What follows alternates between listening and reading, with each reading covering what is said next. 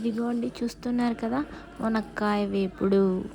ఈరోజు చెప్పుకోబోయే వంటకం పేరు మునక్కాయ వేపుడు. చాలా చాలా బాగుంటుంది, కారంగా ఉంటుంది, ఉప్పగా చాలా బాగుంటుంది. ఇలా ఫస్ట్ కట్ చేసుకొని మునక్కాయలు బాగా కడుక్కోవాలి.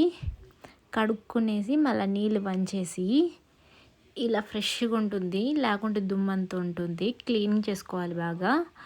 ఆ తర్వాత కుక్కర్లో వేసుకోవాలి. కుక్కర్లో వేసుకొని దాంట్లో కొంచెం ఉప్పు వేసుకోండి. ఒక్క విజిల్ వస్తే తర్వాత తీసేయండి. గాలిపోయాక తీసేయండి, ఓపెన్ చేయండి. ఇదిగో ఇలా అవుతుంది. మళ్ళా నీళ్ళన్నీ వంచేసేయండి. నీళ్ళన్నీ వంచేసుకొని ఒక పక్కన పెట్టుకోండి.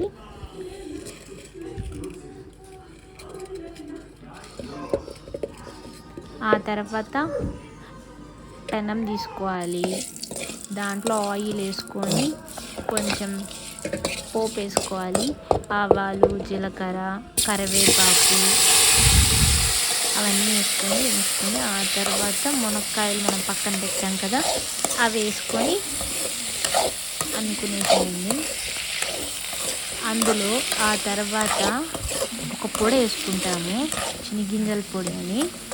ఆ పొడి వేసుకోవాలి. ఆ పొడి ఎలా చేసుకోవాలంటే కొన్ని పల్లీలు, ఆ తర్వాత మిరపకాయలు, ఉప్పు, తెల్లవాయలు వేసి బాగా గ్రైండ్ చేసుకోండి. చాలా బాగుంటుంది ఈ పొడి వేసుకుంటే. ఆ పొడి మొత్తం తీసుకొని ఆ పెనంలో వేయించుకుంటున్నాం కదా మునక్కాయలు, ఆ పెనంలో వేసుకునేసేయండి.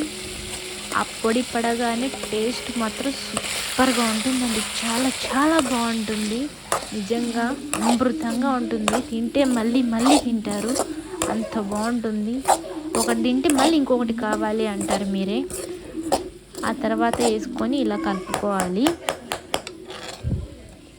అంతా కలిపేసుకున్నాక ఆ తర్వాత ఒక బౌల్ తీసుకొని సర్వ్ చేసుకోవాలి. ఇలా సర్వ్ చేసుకొని పెట్టుకోండి.